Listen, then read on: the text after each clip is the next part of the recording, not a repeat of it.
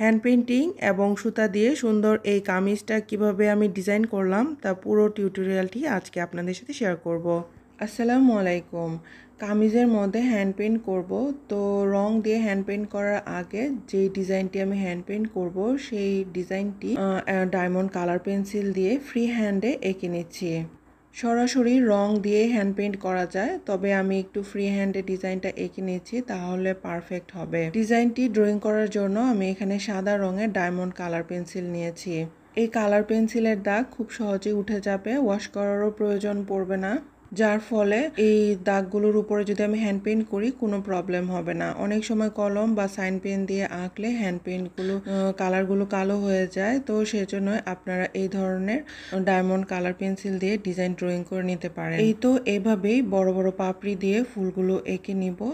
তো ডাল, পাতা এবং ফুলের এই সুন্দর ডিজাইনটি আমি এঁকে নিয়েছি, তারপর হ্যান্ড পেইন্ট করে নিব। কাজের সুবিধার্থে আমি ডায়মন্ড কালার পেন্সিল দিয়ে প্রথমে ডিজাইনটি এঁকে নিয়েছি।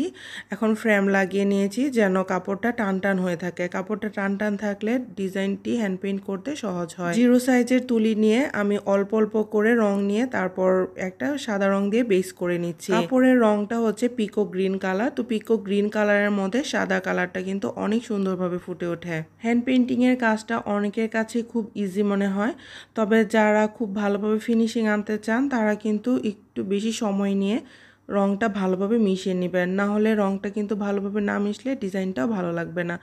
এখন এখানে একটা কলি হবে, কলির মধ্যে আমি সাদা রংটা করে নিচ্ছি। ডাল এবং পাতার রংটা ফুটিয়ে তোলার জন্য সাদা রং দিয়ে বেস করার প্রয়োজন পড়ছে না, সরাসরি সবুজ রং দিয়ে আমি ডাল এবং পাতাগুলো হ্যান্ড পেইন্ট করে নিচ্ছি।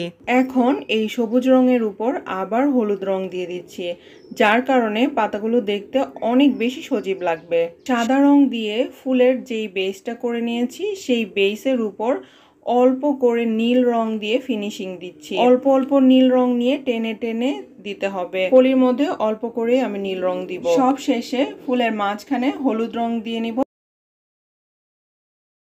কামিজের এই দিকটাতে আমি হ্যান্ড পেইন্ট করব, তো হ্যান্ড পেইন্ট করার আগে ডায়মন্ড কালার পেন্সিল দিয়ে যে ডিজাইনটি করব সেই ডিজাইনটি এঁকে নিচ্ছি।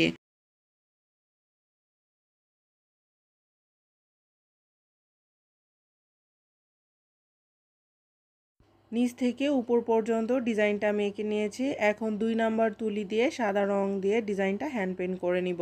কামিজের নিচে এবং কামিজের হাতার মধ্যে যে সাদা রঙের লেসটা লাগিয়েছি সেই সাদা রঙের লেসের ডিজাইনটির সাথে ম্যাচিং করে আমি এই বর্ডার লাইন ডিজাইনটা হ্যান্ড পেইন্ট করে নিচ্ছি। যে কোনো ড্রেসের মধ্যেই এই ফুলের ডিজাইনের পাশাপাশি যদি এরকম বর্ডার লাইন ডিজাইন এঁকে নেওয়া হয় তাহলে কিন্তু ডিজাইনটা দেখতে আরো অনেক বেশি সুন্দর লাগবে। এরকম বর্ডার লাইন ডিজাইনগুলো চিকন তুলি দিয়ে করতে হয়, চিকন তুলি দিয়ে করলে বর্ডার লাইন ডিজাইনগুলোর ফিনিশিং সুন্দর আসবে। এখন এই হ্যান্ড পেইন্টিং এর ডিজাইনটি সাইডের দিকে সিল্ক লাচি সুতা দিয়ে আউটলাইন সেলাই করব।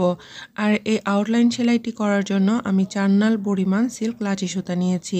সিল্ক লাচি সুতা দিয়ে যে কোনো সেলাই করার ক্ষেত্রে প্রথমে সুতাটা নেওয়ার পর কিন্তু একটু বেশি গিট লেগে যায় বা সুতার ফিনিশিংটা ভালো আসে না, তবে কাজ করতে করতে কিন্তু শেষের দিকে সুতাটার কাজের মান ভালো আসে। তো সেই জন্য প্রথম অবস্থায় একটু টেনে টেনেই সুতার ফিনিশিংটা ঠিক করে নিতে হয়। তো আমি ফুল, পাতা, কলি সব দিকটাতেই এভাবে আউটলাইন সেলাই করে নিচ্ছি। বর্ডার লাইন ডিজাইন এবং মাঝখানে ফুলের ডিজাইন সব মিলিয়ে কিন্তু কামিজের ডিজাইনটা অনেক সুন্দরভাবে ফুটে উঠেছে। সিল্ক সুতার পরিবর্তে যদি সুতি লাচি সুতা দিয়ে কাজটা করি তাহলে কিন্তু আমার অনেক সহজ হতো এবং খুব তাড়াতাড়ি হতো। বারে বারে সুতাটা এভাবে আটকে যাচ্ছিল, টেনে টেনে কাজটা করতে হচ্ছিল। তো এত সহজ একটা হ্যান্ড পেইন্টিংয়ের ডিজাইন আজকে আপনাদের সাথে শেয়ার করলাম। ইনশাল্লাহ আপনারা চেষ্টা করলে কিন্তু অনায়াসে এরকম একটি ডিজাইন না করলেও অন্যরকম বা ভিন্নভাবে ডিজাইনটি ফুটিয়ে তুলতে পারবেন আমার টেকনিক ব্যবহার করে। অনেকেই আছে অনেক সুন্দর ডিজাইনও ভালোভাবে ফুটিয়ে তুলতে পারে না, আবার অনেকে আছে সিম্পল ডিজাইনটাকেই খুব ভালোভাবে ফুটিয়ে তুলতে পারে। তো এই ডিজাইনটির সাথে যদি সাদা ওড়না পরি সেটাও কিন্তু অনেক বেশি ভালো লাগবে। তো এই যে হাতার মধ্যে আমি লেস লাগিয়ে নিয়েছি, এরকম একটি হ্যান্ড পেইন্টিং করে নিয়েছি। তো আজকে এ পর্যন্তই, আল্লাহ হাফেজ।